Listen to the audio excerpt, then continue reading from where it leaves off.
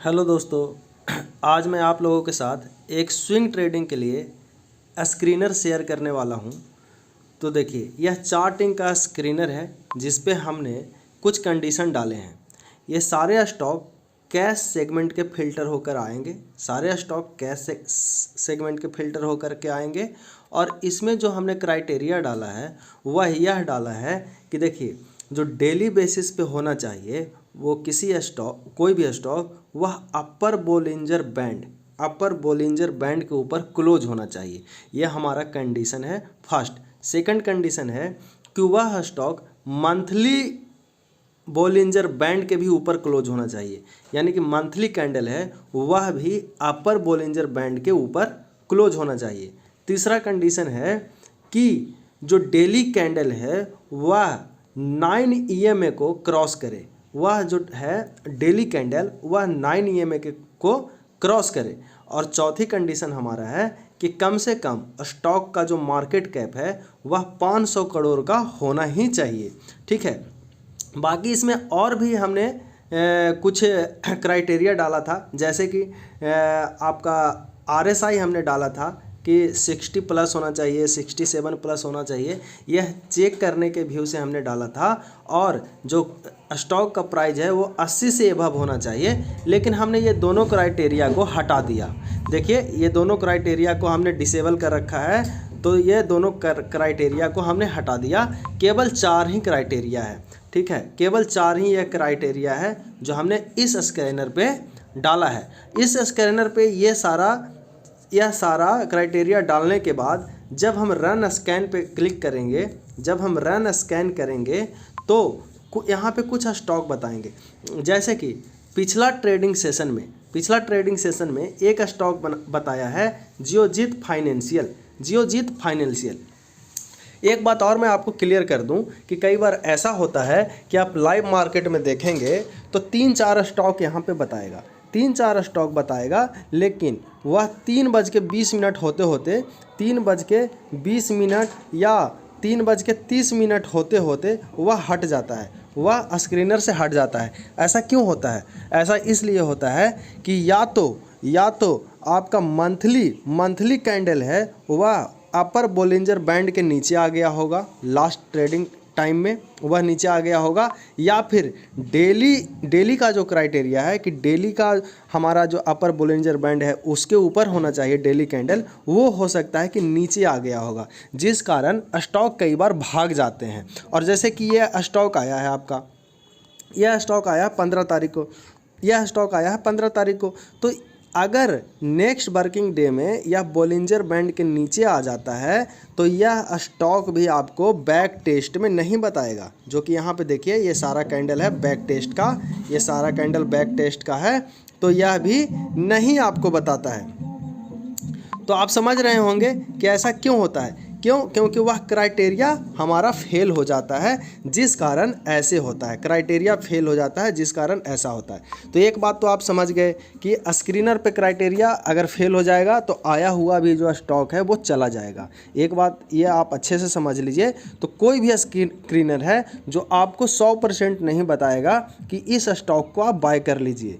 कोई भी स्क्रीनर आपको यह नहीं बताएगा कि इस स्टॉक को बाय कर लीजिए। वो आपको चेक करना पड़ेगा कि हमें बाय करना है कि नहीं। हमारा क्राइटेरिया मैच होता है तो हमारा यह स्टॉक आ गया। तो अब हम इस स्टॉक को कैसे चेक करेंगे कि हमें इसे बाय करना है कि नहीं, वो अभी मैं आपको अभी बताता हूँ 10 सेकंड में। पहले आप समझिए कि यह हमारा स्क्रीनर है। देखिए, इस स्क्रीनर का लिंक भी मैं आपको दे दूंगा वीडियो के डिस्क्रिप्शन में, और नहीं तो आप इसका स्क्रीनशॉट यहाँ से ले सकते हैं। और सारा क्राइटेरिया आप चार्टिंग के वेबसाइट पे आपको आता ही होगा, नहीं आता है तो इसका भी एक हम वीडियो बनाएंगे। चार्टिंग के वेबसाइट पे इसको डालना है और उसके बाद सेव कर लेना है। सेव करने के बाद आप रन स्कैन पे करेंगे, स्टॉक आएगा। अब स्टॉक को उसे हम बाय करेंगे या नहीं, अब चलिए मैं उसको बताता हूँ कि हम उस स्टॉक को कैसे बाय करते हैं। तो देखिए दोस्तों, यह हमारा जियोजीत फाइनेंशियल का चार्ट है। यह जियोजीत फाइनेंशियल का चार्ट है और यह मंथली टाइम फ्रेम पे अभी खुला हुआ है। मंथली टाइम फ्रेम पे आप देखेंगे क्लियरली कि यह अपर बोलिंजर बैंड के ऊपर निकल चुका है। यह देखिए, कैंडल अपर बोलिंजर बैंड के ऊपर निकल चुका है, तो ये हमारा क्राइटेरिया मैच हो जाता है। उसके बाद हमको डेली टाइम फ्रेम पे देखना है।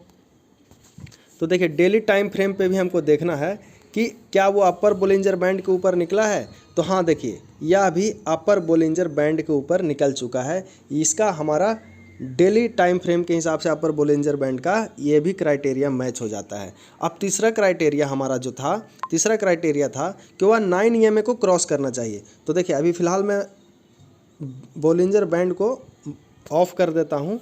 अब है ये 9 EMA का, 9 EMA हमारा लगा हुआ है।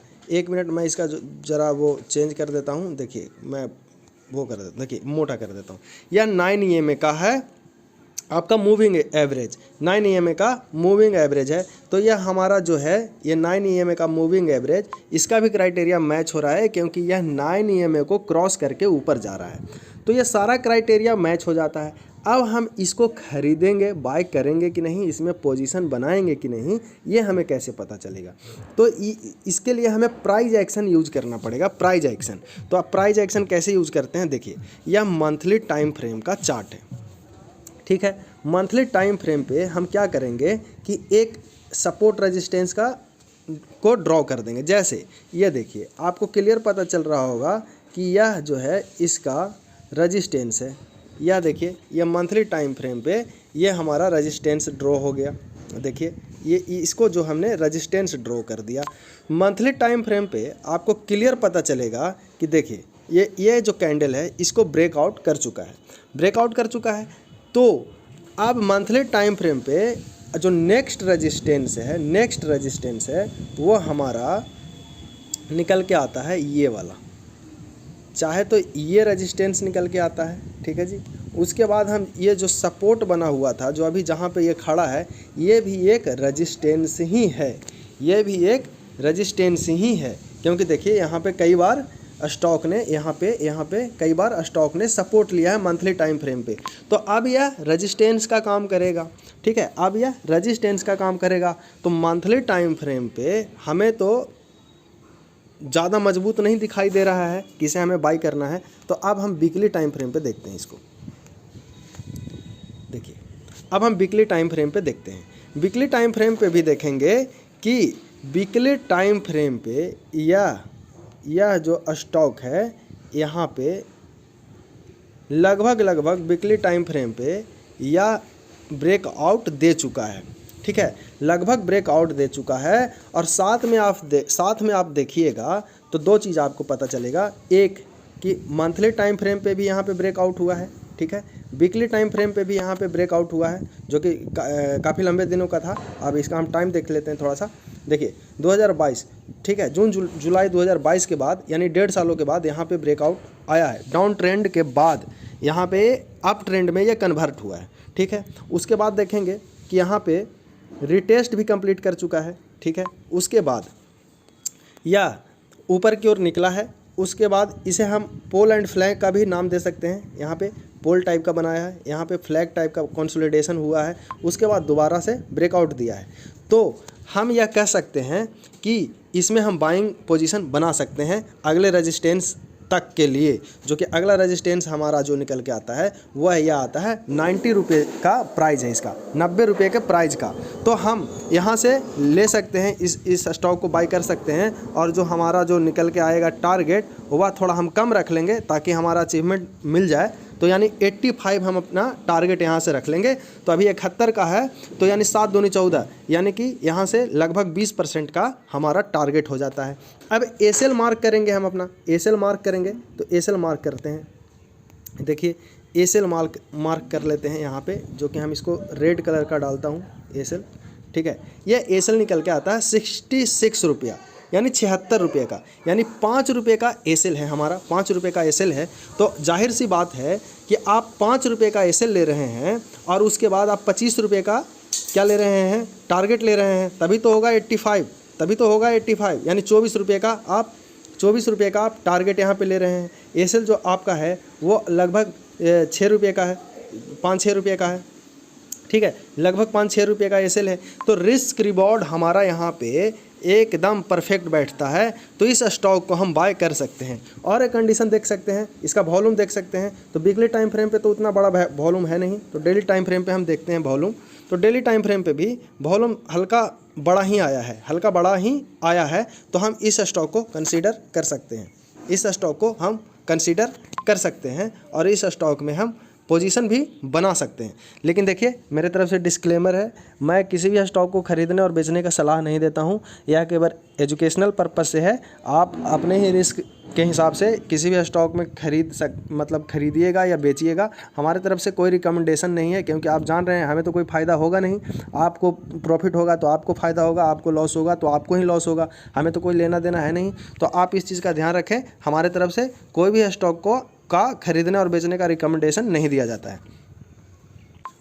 आप देखिए, आपने इस स्कैनर को देखा, ठीक है, और उसके बाद मैं आप प्रूफ के तौर पे मैं एक चीज़ और आपको दिखाने वाला हूँ कि जैसे मैं कोई स्टॉक अगर मैं देता हूँ तो यहीं से देता हूँ, इसी स्कैनर से देता हूँ और इसी स्कैनर के बाद एनालिसिस करने के बाद देता हूँ। जैसे कि अभी मैं दिखाता हूँ स्टॉक, 1 मिनट, अभी मैं आपको दिखाता हूँ स्टॉक कि हमने कब दिया था और कौन से स्टॉक को दिया था, वो 1 मिनट।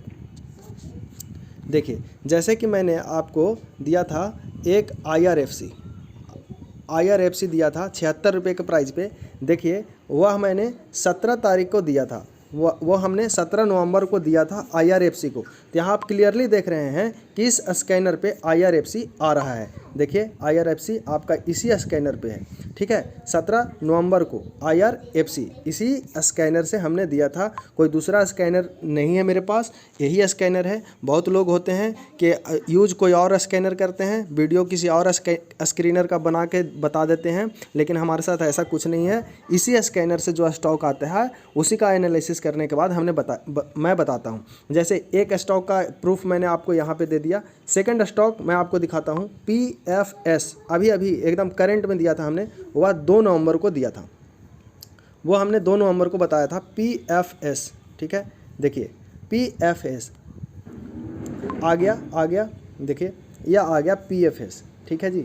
PFS हमने 2 नवंबर को बताया था, और आपको अगर याद होगा तो हमने लिंकन भी बताया था 2 नवंबर को। देखिए, जो कि स्टॉक कितने आए हैं, स्टॉक 3 आए हैं, लेकिन हमने एनालिसिस करने के बाद कितने स्टॉक निकाले, हमने निकाले 2 स्टॉक ही हमने निकाले। उसके बाद देखिए, बहुत सारे और भी स्टॉक आए हुए हैं, लेकिन हमने क्या दिया, नहीं, हमने क्या बताया, नहीं बताया। देखिए, बहुत सारे स्टॉक आए हुए हैं, हालांकि कई बार ऐसा होता है कि पहले नहीं आता है, बाद में शो कर देता है। ये भी एक दिक्कत है स्कैनर में, क्योंकि वो तो चला जाता है, क्राइटेरिया जैसे ही मिस करता है वो भाग जाता है, क्राइटेरिया जैसे ही आ जाता है वो फिर से शो कर देता है, ठीक है। ठीक है, तो ये स्कैनर, और भी मैं सबूत आपको दे सकता हूँ। 1 मिनट लाइन पर रहिए आप। देखिए दोस्तों, हमने PFS बताया, ठीक है, इसी स्कैनर से बताया, और 50% का रिटर्न मिला। हमें कितने परसेंट का रिटर्न मिला, 50% का रिटर्न मिला, 31.90 यानी 32 रुपये के आसपास हमने इस स्टॉक को एनालिसिस किया था और आप लोगों के साथ शेयर किया था, और इसका जो हाईएस्ट प्राइस है 47 गया, और हम लोगों ने इसमें प्रॉफिट भी बुकिंग की।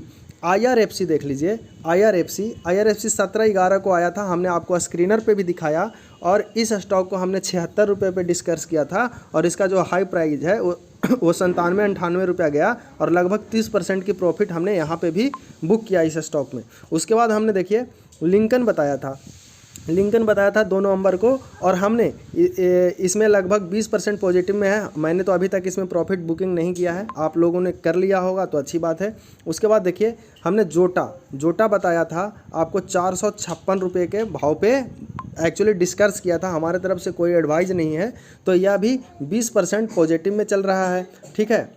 एक्चुअली लिंकन में हमने प्रॉफिट बुक कर लिया है, जोटा में हमने प्रॉफिट बुक नहीं किया है ठीक है। दूसरा स्टॉक शेयर इंडिया, हमने शेयर इंडिया बता रखा है आपको, अभी भी 20% पॉजिटिव में है, और मैं इसे लंबे टाइम तक होल्ड करने वाला हूं, क्योंकि इसका अच्छा ब्रेकआउट आया है, अच्छा पैटर्न है, और अच्छा इसका बिजनेस है, ठीक है। तो हमने 1540 के आसपास डिस्कस किया था, अभी 1840 के आसपास चल रहा है। आप प्रूफ के तौर पे हमारा सारा वीडियो आप चेक कर सकते हैं, मैक्सिमम शॉर्ट वीडियो में ही हमने डाला है सभी स्टॉक को, तो आप चेक कर सकते हैं।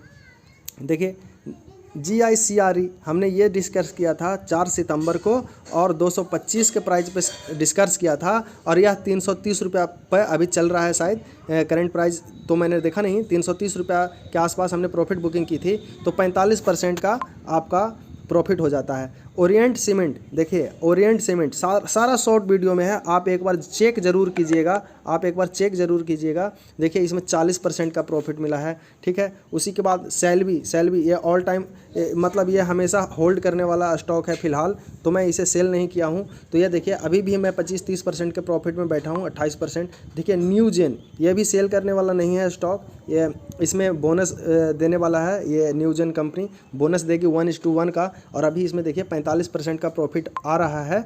और आप ऐसा नहीं है कि मैं कुछ गलत बता रहा हूँ, मेरा वीडियो आप चेक कर सकते हैं कि ये सारा स्टॉक बताया हुआ है कि नहीं है। अगर गलत रहता है तो आप कमेंट करके बताइए कि हाँ ये स्टॉक गलत बताया है आपने, मुझे स्टॉक नहीं मिला, मैं आपको वीडियो प्रोवाइड करूँगा।